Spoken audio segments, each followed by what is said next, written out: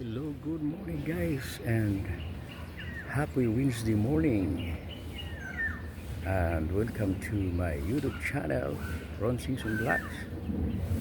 And kakatapos ko lang guys mag-scooting. Actually hindi pa ako tapos, kaakyat ko lang dito sa tuktok. Ipakita ko lang sa inyo guys itong magandang view dito guys. Iba ito kasi dito ako sa ibang lugar, sa ibang place. I mean sa ibang pwesto pala. Although dito ako sa loob ng subdivision namin dito sa Quezon City, Manila, Philippines yan guys.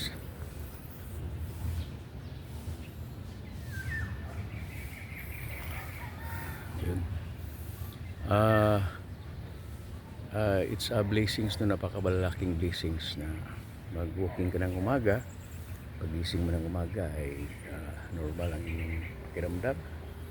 And of course yung another blessings yung magandang panahon saka magandang view na makikita mo guys. Ayun guys, fresh air. Actually ito malaking mangga na puno sa aking tabi. Ito dalawa, ayan yung isa.